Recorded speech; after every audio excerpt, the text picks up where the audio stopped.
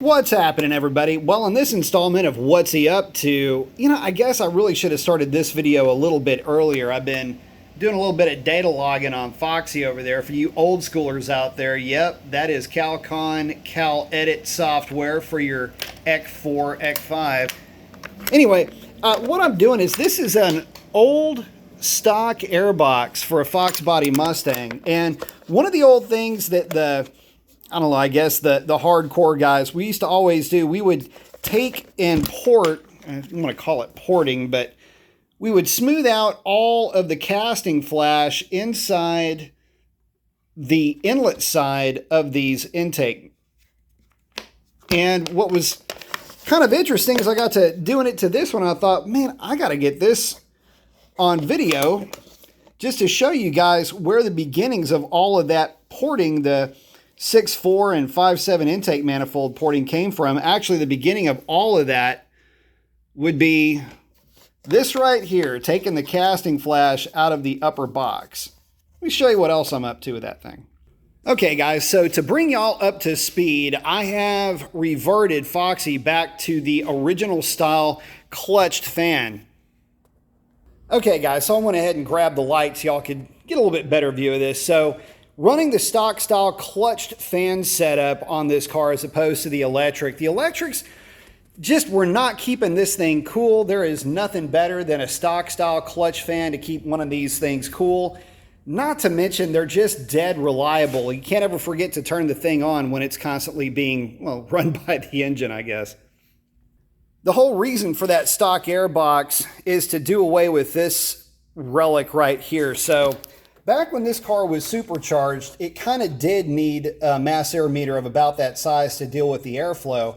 And in fact, this mass air meter used to be mounted inside the fender well down below. And in fact, I'm going to get some sheet aluminum and fabricate a block-off plate. That's where the pipe used to route in, and where that thing is right now, that's where the supercharger actually was. So anyway, I'm going to be cleaning up some of that action on this car and replacing this setup with a stock airbox that you saw me cleaning up over there with a K&N filter and a Bullet 75 millimeter mass air meter. Let me show you the reason for that. So here's the thing, guys. Heat, especially air intake temperature, is a real problem. And with that intake setup, that is my air charge temperature. That's what ACT stands for. That is my engine coolant temperature. Now, the thing is, let me get this scrolled over here. Okay, so let me kind of take you through this real quick, guys. Just from, just in the terms of cruising around, that air charge temperature is just way too high. And if I can get this thing to work, here we go. Here we did kind of go. Here, we'll just do it up here. What you could see is if I started to really lay into it, you can see over here where air charge temp did start to drop. And the problem with that is that the engine coolant temperature was just a little bit less stable. And that number right there is definitely not good. You can see as I'm rolling out of it, it'll drop back down into that 176, 174 degree range. That's where I'm going ahead and just hitting the clutch and letting the car coast. But yeah, as you can see, even at speed, which is obviously what this thing was rolling at, yeah, there's a significant problem with air charge temperature, kills power, and that's why I'm not a fan of open element air filters.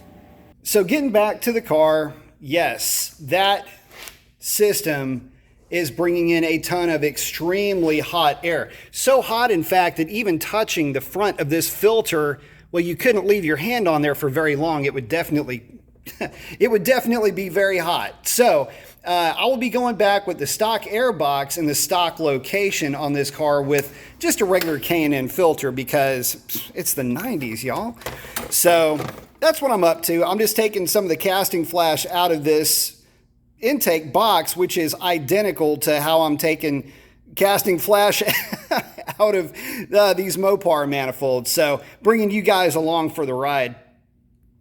And here she is, waiting to get that new airbox thrown in and that block-off plate fabricated.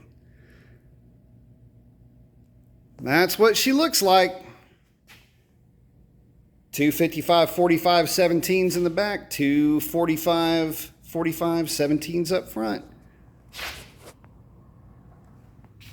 Oh yeah, and one other thing, with the stock style fan on the car, it does run quite a bit cooler. In fact, it's averaging, it just basically hovers right at about 180, 185 degrees. It'll dip and kind of drop around that 175, 185 range, where with that electric fan, it would try to stay there, but even on the highway, it would start to get some temperature creep and it would get to about 210 degrees. So it's definitely running a lot cooler with this fan setup. Obviously, intake air temps are going to be a lot lower with that stock style setup, which in my opinion is really the best for these cars. But the other thing, again, it's about reliability for me, and I don't have to remember to turn the fan on and off. It's going to run cooler, and I think that's really going to be the best for this car. I'm not really worried about any power picking up or anything like that. I know that somebody's going to come out in the comments and go, oh, you could have picked up 20 horsepower with this fan setup or that fan setup. Guys, in my experience with these cars and in especially with the Mopars, with the trucks, the clutch fan versus non-clutch fan, it's really a non-issue in terms of power. The main thing though is that it is running cooler, and that's the most important part of it. So anyway, with that, I got to get back to work. That is a wrap. Adios.